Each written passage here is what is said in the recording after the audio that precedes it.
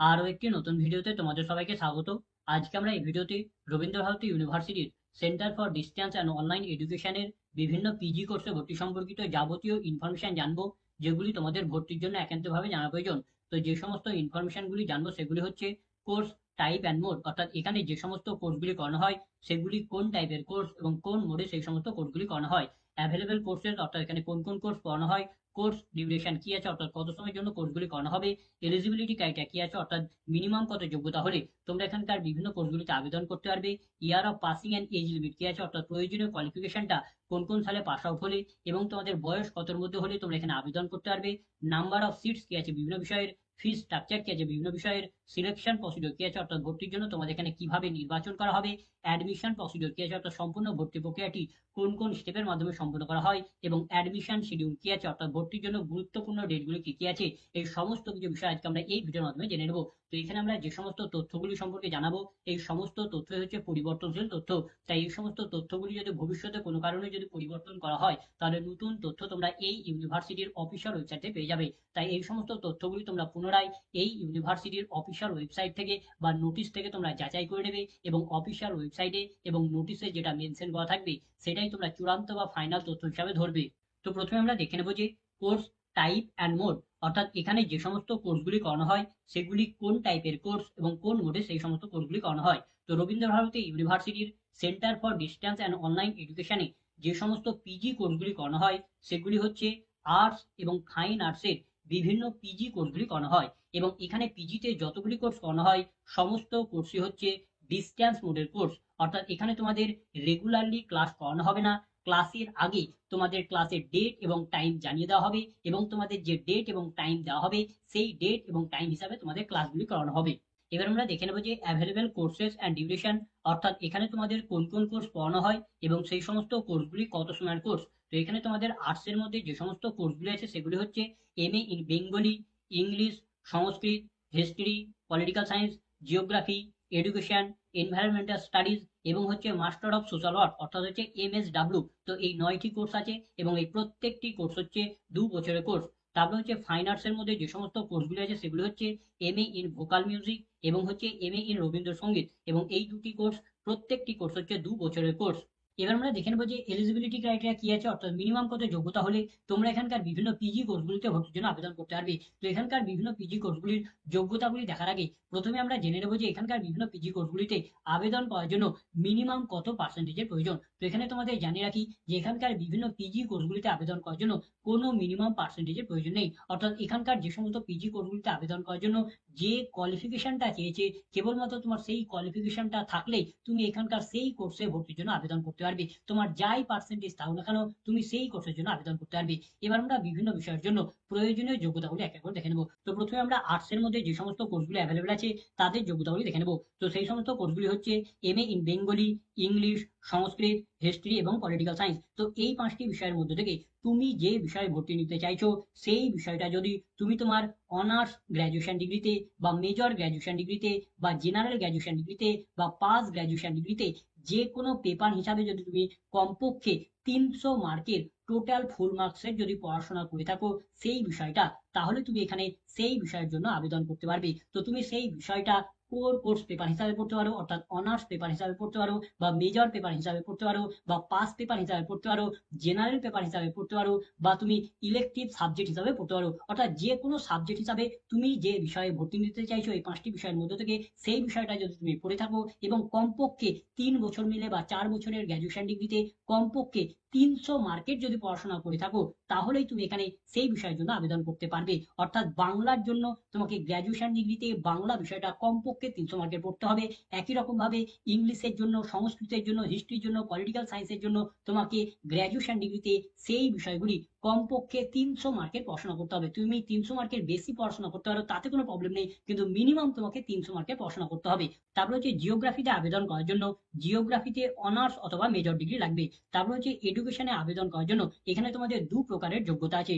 এই 2 প্রকারের যোগ্যতার মধ্যে থেকে যে কোনো এক প্রকারের যোগ্যতা থাকলেই তোমরা এখানে এডুকেশনের জন্য আবেদন করতে পারবে। তো প্রথম যোগ্যতা হচ্ছে যে তুমি যদি এডুকেশন সাবজেক্টটিকে অনার্স গ্র্যাজুয়েশন ডিগ্রিতে অথবা মেজর গ্র্যাজুয়েশন ডিগ্রিতে অথবা জেনারেল গ্র্যাজুয়েশন ডিগ্রিতে অথবা পাস গ্র্যাজুয়েশন ডিগ্রিতে কমপক্ষে ফুল মার্কস 300 মার্কের যদি পড়াশোনা করে থাকো, তাহলে তুমি এখানে এডুকেশনের জন্য আবেদন করতে পারবে। তো তুমি এই এডুকেশন সাবজেক্টটা যে কোনো পেপার হিসাবে পড়তে পারো, সেটা তুমি কোর কোর্স পেপার হিসাবে পড়তে পারো, অর্থাৎ সিসি পেপার হিসাবে পড়তে পারো, অর্থাৎ অনার্স পেপার হিসাবে পড়তে পারো, অথবা মেজর পেপার হিসাবে পড়তে পারো, অথবা জেনারেল পেপার হিসাবে পড়তে পারো, অথবা পাস পেপার হিসাবে পড়তে পারো, বা ইলেকটিভ পেপার হিসাবে পড়তে পারো। অর্থাৎ তুমি যে কোনো টাইপ হিসাবে তুমি যদি এডুকেশন সাবজেক্টটাকে যদি পড়ে থাকো এবং কমপক্ষে যদি 300 মার্কের যদি পড়ে থাকো, তাহলে তুমি আবেদন করতে পারবে। তুমি 300 মার্কের বেশি পড়ে থাকলেও তুমি এখানে আবেদন করতে পারবে।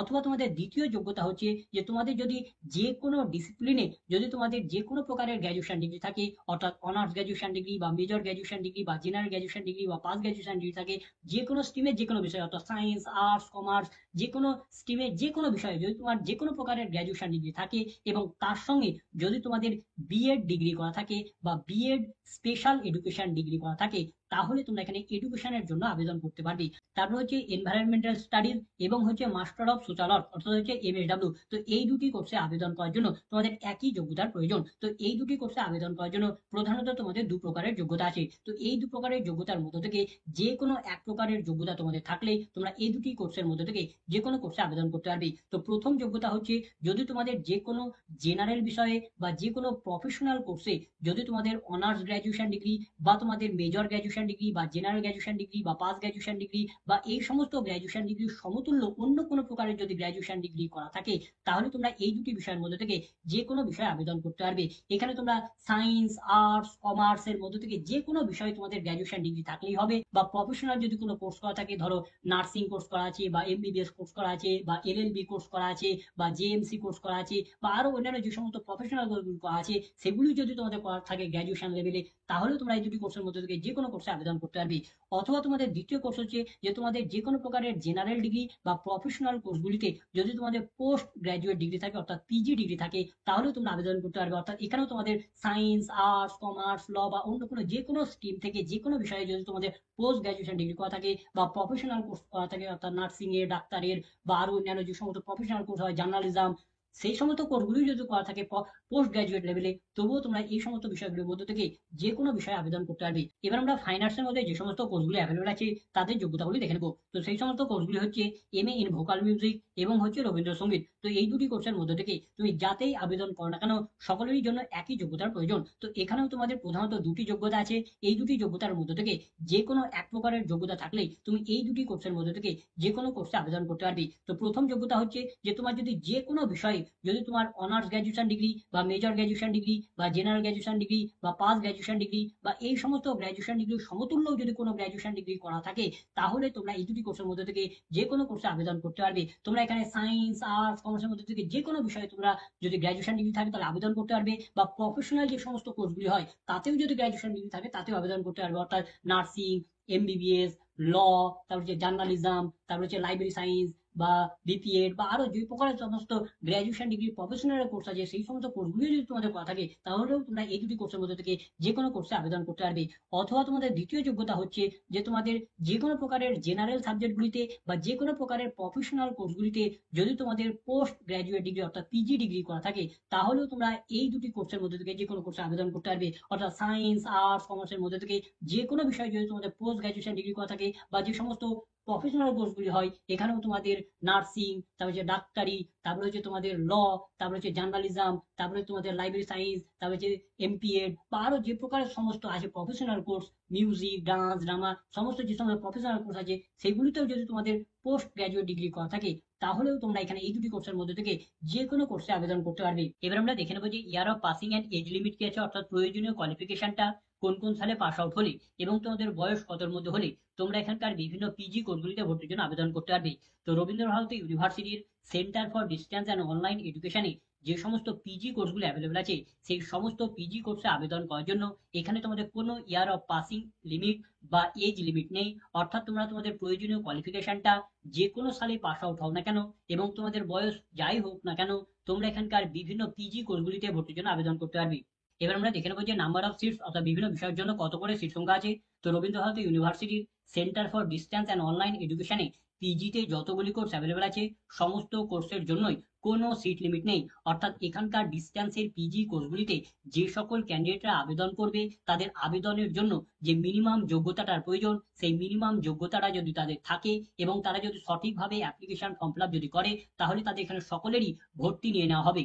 এবার আমরা দেখে নেবো যে বিভিন্ন বিষয়ের ফি স্ট্রাকচার কি আছে। তো এখানে আমরা বিভিন্ন বিষয়ের জন্য যে ফি স্ট্রাকচারগুলি জানাবো, এই ফি স্ট্রাকচারগুলি যদি ভবিষ্যতে কোনো কারণে যদি পরিবর্তন করা হয়, তাহলে নতুন ফি স্ট্রাকচার তোমরা এই ইউনিভার্সিটির অফিসিয়াল ওয়েবসাইটে পেয়ে যাবে। তো প্রথমে আমরা আর্টসের মধ্যে যে সমস্ত কোর্সগুলি অ্যাভেলেবেল আছে তাদের ফি স্ট্রাকচারগুলি দেখে নেবো। তো সেই সমস্ত কোর্সগুলি হচ্ছে MA in Bengali, English, Sanskrit, history, political science এবং এডুকেশন। তো এই 6টি কোর্সের মধ্যে থেকে তুমি যাতেই ভর্তি নাও না কেন, সকলেরই ফি স্ট্রাকচার একই। তো এই 6টি কোর্সের তোমাদের প্রতি সেমিস্টারে ফি হচ্ছে 5,000 টাকা করে, এবং তোমাদের অ্যাডমিশন নেওয়ার সময় তোমাদের এই টাকাটাই পেমেন্ট করে ভর্তি নিতে হবে। এবং তোমাদের এই 6টি বিষয়ের প্রতি সেমিস্টারের এক্সামিনেশন ফি হচ্ছে 2,500 টাকা করে। তারপরে হচ্ছে জিওগ্রাফি বিষয়ের প্রতি সেমিস্টারের ফি হচ্ছে 12,000 টাকা করে, এবং তোমাদের অ্যাডমিশন নেওয়ার সময় তোমাদের এই টাকাটাই পেমেন্ট করে ভর্তি নিতে হবে। এবং তোমাদের এই জিওগ্রাফি বিষয়ের প্রতি সেমিস্টারের এক্সামিনেশন ফি হচ্ছে 5,000 টাকা করে। তারপরে হচ্ছে এনভায়রনমেন্টাল স্টাডিজ, এই বিষয়ের প্রতি সেমিস্টারের ফি হচ্ছে 7,000 টাকা করে,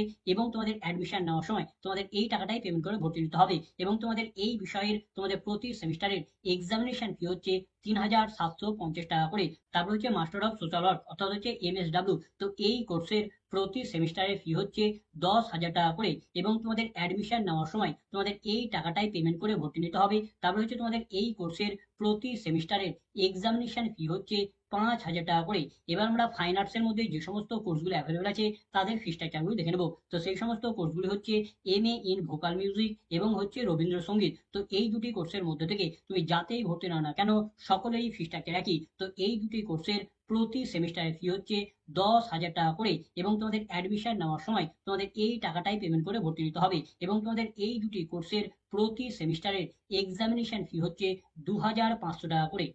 এবার আমরা দেখে নেবো যে সিলেকশন প্রসিডিওর কি আছে, অর্থাৎ ভর্তির জন্য তোমাদের এখানে কিভাবে সিলেক্ট করা হবে, অর্থাৎ কিভাবে নির্বাচন করা হবে। তো রবীন্দ্র ভারতী ইউনিভার্সিটির centre for distance and online এডুকেশনে পিজিতে যতগুলি কোর্স অ্যাভেলেবেল আছে সমস্ত কোর্সের ভর্তি তোমাদের এখানে ডাইরেক্ট অ্যাডমিশন না হবে।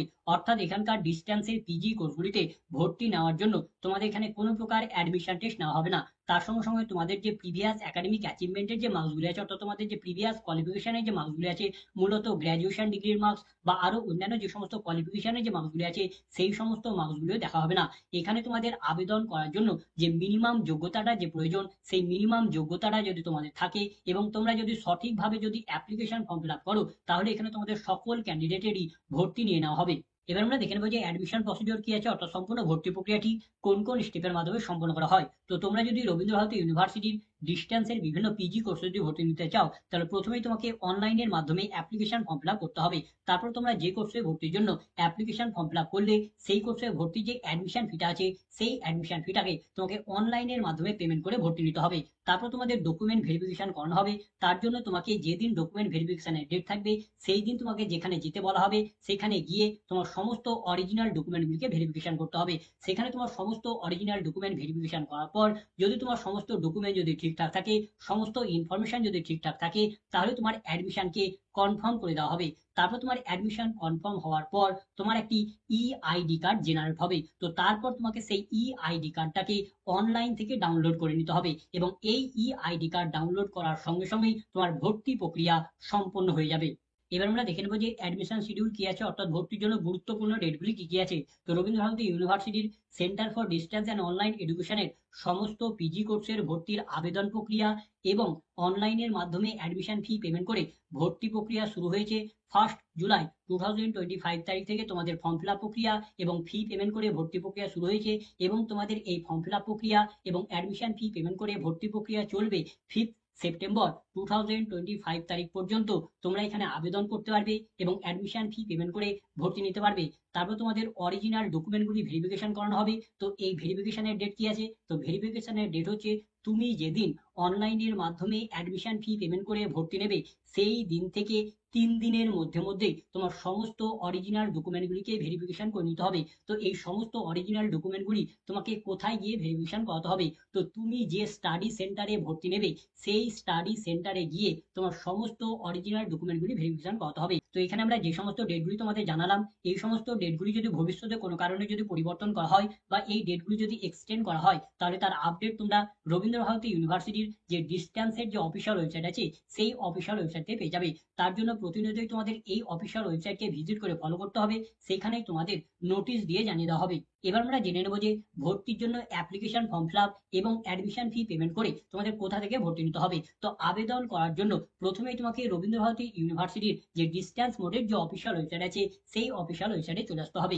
এর জন্য প্রথমেই তোমাকে যে কোনো একটি সার্চ ইঞ্জিন ওপেন করে নিয়ে সেখানে তোমাকে সার্চ করতে হবে রবীন্দ্রভারতী ইউনিভার্সিটি ডিস্টেন্স, অথবা তুমি সার্চ করতে পারো RBUCDOE.ac.in। এই বলে সার্চ করলে তোমরা এই ইউনিভার্সিটির ডিস্টেন্সের যে অফিসিয়াল ওয়েবসাইট আছে সেই অফিসিয়াল ওয়েবসাইটে চলে আসবে। অফিসিয়াল ওয়েবসাইটে আসার পর তোমরা যদি পেছনে স্ক্রল আপ করো, তাহলে এখানে তোমরা একটি সেকশন পাবে web portal for student college university. তো এখানে তোমাকে ট্যাপ করতে হবে। এখানে ট্যাপ করলে তোমরা রবীন্দ্রভারতী ইউনিভার্সিটির ডিস্টেন্সের যে অ্যাডমিশন পোর্টাল আছে সেই অ্যাডমিশন পোর্টালে চলে আসবে। অথবা তোমরা সার্চ করতে পারো umscdoe.rbu.net.in। এই বলে সার্চ করলে তোমরা ডাইরেক্ট এই পেজে চলে আসবে। এই পেজে আসার পর তোমরা এখানে একটা অপশন পাবে অনলাইন অ্যাডমিশন, এখানে তোমাকে ট্যাপ করতে হবে। এখানে ট্যাপ করলে তোমাদের সামনে এরকম একটি পেজ ওপেন হবে এবং এখানে তোমরা একটা অপশন পাবে ক্রিয়েট নিউ অ্যাকাউন্ট। এখানে ট্যাপ করে প্রথমে তোমাকে এখানে একটি অ্যাকাউন্ট তৈরি করতে হবে এবং সেই অ্যাকাউন্ট তৈরি করার পর তুমি একটি ইউজার আইডি এবং একটি পাসওয়ার্ড পাবে। সেই ইউজার আইডি এবং সেই পাসওয়ার্ড দিয়ে তোমার এখানে লগ ইন করে তারপর তোমাকে অ্যাপ্লিকেশন ফর্মটাকে ফিল আপ করতে হবে। তো এই ছিল আজকের ভিডিও। তো ভিডিওটা যদি ভালো লাগতো লাইক করবে, বন্ধুদের মধ্যে শেয়ার করবে, ভিডিও সম্পর্কিত বিষয়ে কোনো কিছু জানার থাকলে কমেন্ট করবে এবং সাবস্ক্রাইব করে আমাদের সাথে কেউ উৎসাহিত হবে। ধন্যবাদ।